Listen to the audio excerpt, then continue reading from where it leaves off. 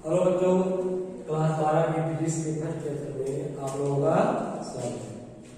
जैसा कि पिछले वीडियो में हमने आपको विद्युत धारा से संबंधित बातों को बताए थे, उसमें से कुछ बच गया था, थोड़ा बहुत बचा था, उसको दोबारा सुन लीजिए। इसके बाद हम लोग अपवाहन वेग को पढ़ेंगे। ठीक है, इसके विद्युत धारा की बात कौन सा वेग पढ़ेंगे? अपवाहन वेग के बारे में पढ़ेंगे। ठीक, धारा बच गया था, उसमें बताया था कि धारा को मापते हैं, अदिश राशि है, धारा को एमीटर मापते हैं। अब एमीटर को किस क्रम में जोड़ा जाता है? हमेशा श्रेणी क्रम में जोड़ा जाता है। एमीटर को किस क्रम में जोड़ेंगे? हमेशा श्रेणी क्रम में जोड़ेंगे। ठीक है, अब ये जो विद्युत धारा का कारण क्या है? विद्युत धारा का कारण बहुत ही अच्छी चीज है। विद्युत धारा का कारण जानना भी आवश्यक है। तो देखिए, विद्युत धारा जो किसमें बह सकता है, किसमें नहीं बह सकता, उस पर थोड़ा चर्चा करेंगे। ठीक है, जैसे आपने कह दिया कि इलेक्ट्रॉन के प्रवाह के समय तत्व विद्युत धारा कहते हैं। इलेक्ट्रॉन तो सब पदार्थ में होते हैं, होते ही नहीं? इलेक्ट्रॉन तो सभी पदार्थों में होते हैं। तो विद्युत धारा का कारण हम बता रहे हैं। तो विद्युत धारा उसी में बहेंगे जिसमें क्या होते हैं? मुक्त इलेक्ट्रॉन। कौन सा इलेक्ट्रॉन? मुक्त इलेक्ट्रॉन रहेंगे, तभी विद्युत धारा रहेगी, वरना विद्युत धारा रहेगी नहीं। तो चालक के बारे में बताइए, इसमें मुक्त इलेक्ट्रॉन की संख्या जितनी ज्यादा होती है उतने ज्यादा चालक होते हैं। जैसे अब कोई सेल ले लें, अब कोई यहां पदार्थ ले लें, वो पदार्थ लेता हो प्लास्टिक का ले, कैसा पदार्थ? प्लास्टिक का पदार्थ। कि प्लास्टिक में इलेक्ट्रॉन है। अब इसमें जोड़ दिए तो क्या इसे धारा बहेगी? नहीं बहेगी। क्यों नहीं बहेगी? क्योंकि इसमें मुक्त इलेक्ट्रॉन होते नहीं है। आप कितना भी जोड़ दीजिए उसमें धारा नहीं बहेगी। इसका मतलब धारा बहने के लिए विशेष कारण होना चाहिए। वो क्या होना चाहिए? मुक्त इलेक्ट्रॉन होता है। जैसे नाभिक के बारे में पढ़ा है, नाभिक होता है, उसके चारों इलेक्ट्रॉन गत करते हैं, और जो इलेक्ट्रॉन गत करते हैं उस पर एक अपने बल की से उसको क्या करते हैं? बाधे रखते हैं। बाहर के इलेक्ट्रॉन को मुक्त इलेक्ट्रॉन कहते हैं। तो चालक उसे कहते हैं जिससे मुक्त इलेक्ट्रॉन होते हैं, मुक्त इलेक्ट्रॉन की संख्या बहुत ही ज्यादा होती है।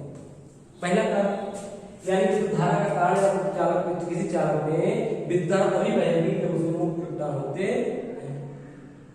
दूसरा रीजन क्या होना चाहिए? दूसरा होना चाहिए इसमें मुक्त आयन होना चाहिए। कौन सा आयन? मुक्त आयन। जैसे उदाहरण के लिए अब कोई नमक ले लिया, नमक का डिब्बा है, इसमें क्या बना है? तो नमक भरा है, ठोस नमक। कैसे बना है? ठोस नमक।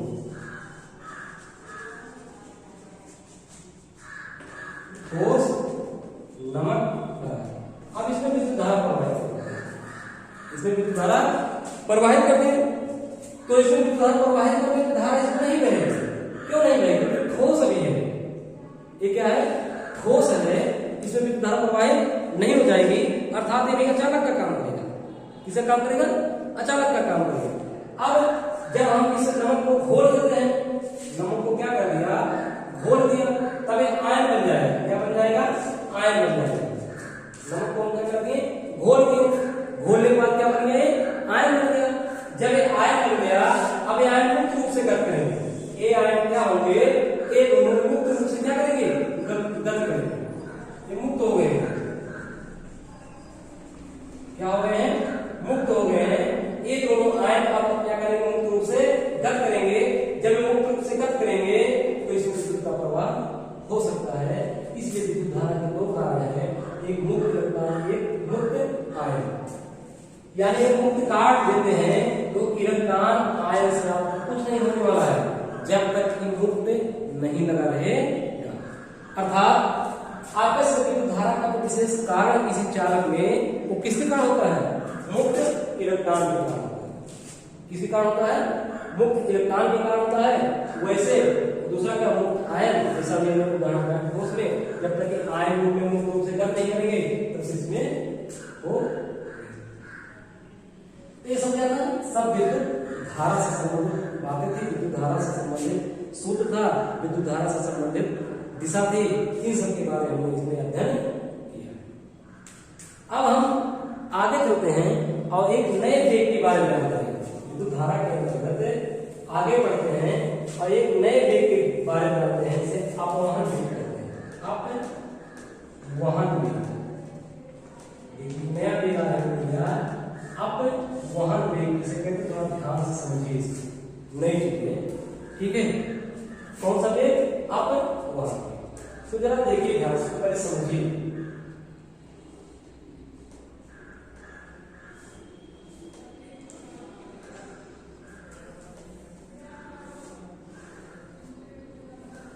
मान लेते हैं कोई चालक है, देखिए चालक है, ध्यान से देखिए, ये क्या है? चालक है, ठीक। तो चालक के अंदर जब हम झांक के देखते हैं या चालक के बारे में अध्ययन किए, अंदर की बात है, तो चालक में हमने देखा बहुत सारे इलेक्ट्रॉन होते हैं, होते कि नहीं? ढेर सारे क्या होते हैं? इलेक्ट्रॉन होते हैं। ध्यान सुनिएगा, कोई चालक है, क्योंकि चालक का बारे में पढ़े तो इलेक्ट्रॉन संख्या ज्यादा होता है, इलेक्ट्रॉन होते हैं। तो चालक के अंदर इलेक्ट्रॉन होते हैं, वो गति करते हैं। क्या करते हैं? गति करते हैं। तो उनकी जो गति करने की दिशा होती है, कोई पता नहीं है, जिग-जैग, टेढ़ी मेढ़ी गति करते हैं। ऐसे गति करते हैं, टेढ़ी मेढ़ी गति करते हैं, जिग-जैग जिसको कहते हैं। ऐसे गति को कौन सा गति? टेढ़ी मेढ़ी गति करते हैं, यादृच्छिक गति। कौन सा गति? यादृच्छिक गति। कौन सा गति करते हैं? यादृच्छिक गति। ध्यान से सुनिए, कौन सा गति? यादृच्छिक गति, रैंडम मोशन, अर्थात अपने मन से किसी तरफ भी जा सकते हैं। कब? चालक में। अभी हमने इसको किसी बैटरी अथवा सेल से जोड़ा नहीं, तब की बात कर रहे हैं।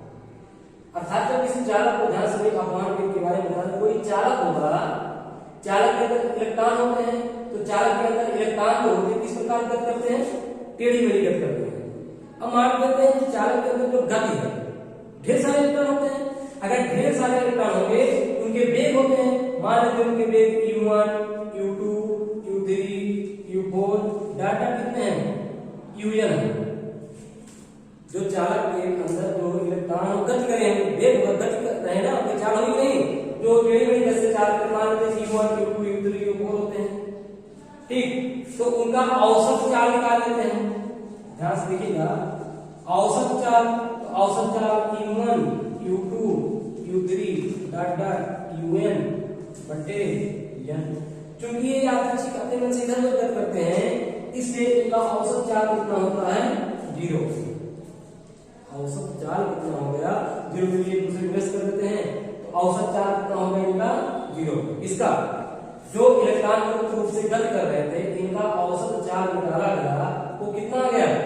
0। ठीक, u1, u2, u3 dot dot dot dot un निकाला गया, तो कितना आ गया सब? 0। यदि जब 0 आ गया, ठीक, तो देखा कर, अब इस जो चालक था, इस चालक को हमने क्या किया?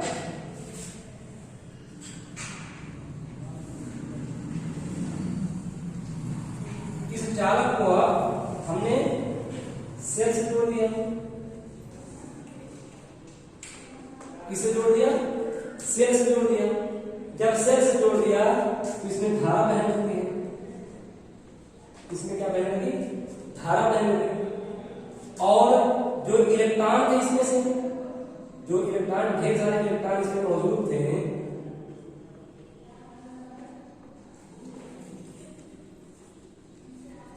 ठीक, ढेर सारे इलेक्ट्रॉन मौजूद थे, सबकी दिशा एक तरफ हो गई, सबका वेग जो हो गया एक तरफ हो गया। इधर भी था, सब एक दिशा में बहने लगे। सब क्या हो गया? जितने भी इसमें इलेक्ट्रॉन मौजूद थे इस चालक में, सबकी दिशा क्या हो गई? एक हो गई। अब जानते हो जब विद्युत धारा प्रवाहित करते हैं, अगर ये चालक क्या है, इसके चारों ओर एक क्षेत्र होगा, जिसे विद्युतीय क्षेत्र कहते हैं, हो कि नहीं? और विद्युतीय क्षेत्र की दिशा किधर हो जाएगी? इधर हो जाएगी। विद्युतीय क्षेत्र दिशा धन से किधर हो गया? ऋण की ओर हो गया। अब इस क्षेत्र के कारण, अभी बात बताते हैं, तो विद्युत क्षेत्र के कारण बल कार्य करेगा। देखो ध्यान से इस बात को समझिए। अब हमने क्या किया? चालक को एक सेल से जोड़ दिया, इसमें धारा बहेगी। धारा बहने लगेगी तो पिछले वीडियो या पिछले अभ्यास में आपको पढ़ाया गया है, धारा के कारण विद्युत क्षेत्र उत्पन्न हो गया, जिसकी दिशा धन से विपरीत हो गया। अब इस विद्युत क्षेत्र के कारण एक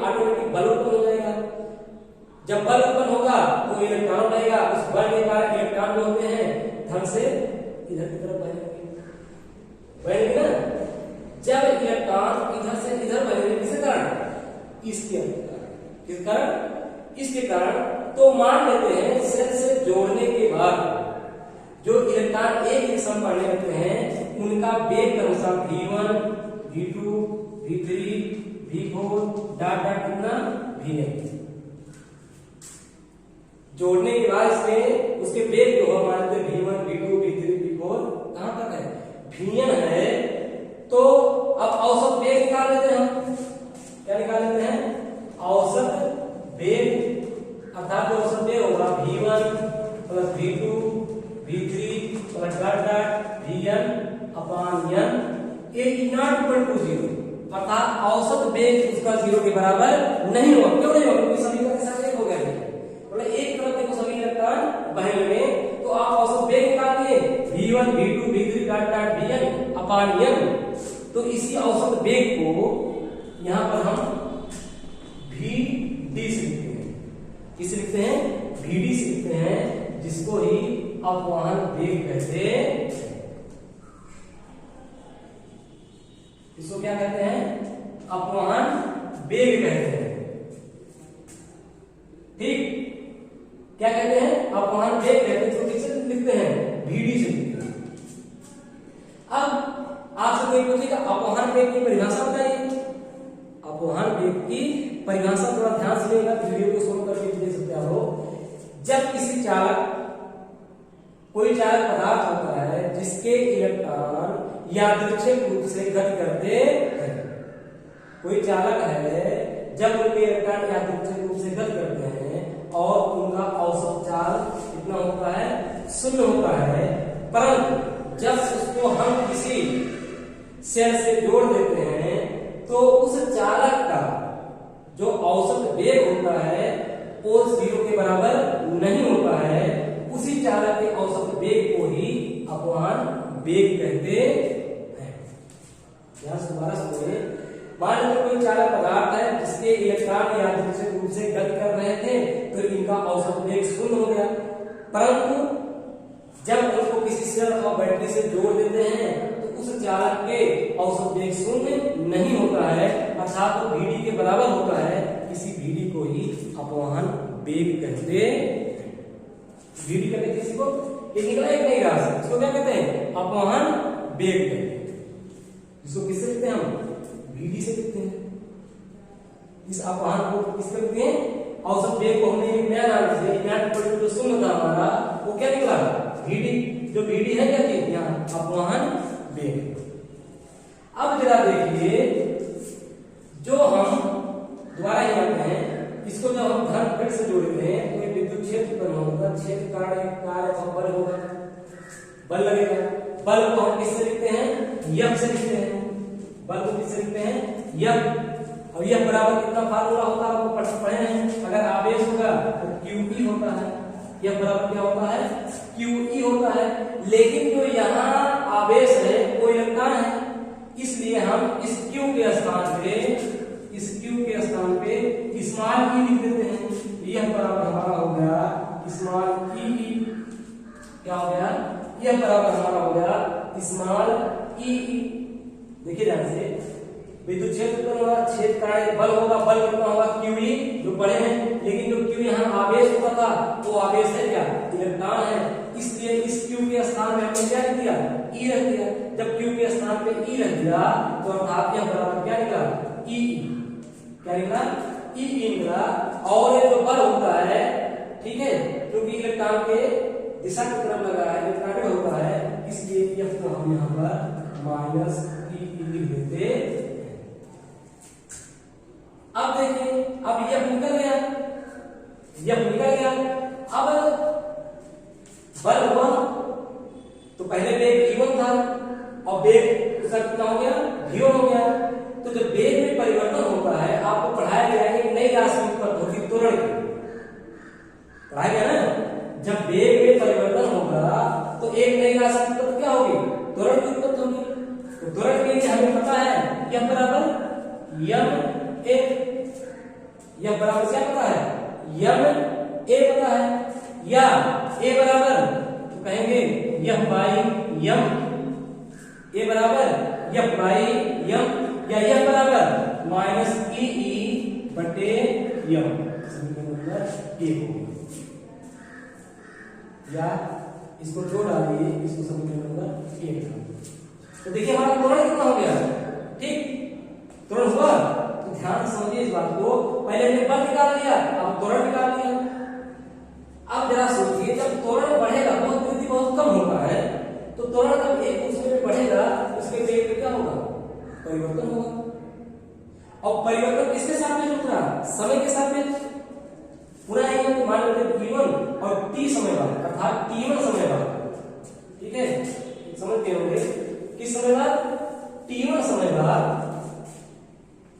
पहले हमारा वेग u1, u2, u3, u4 dot dot था।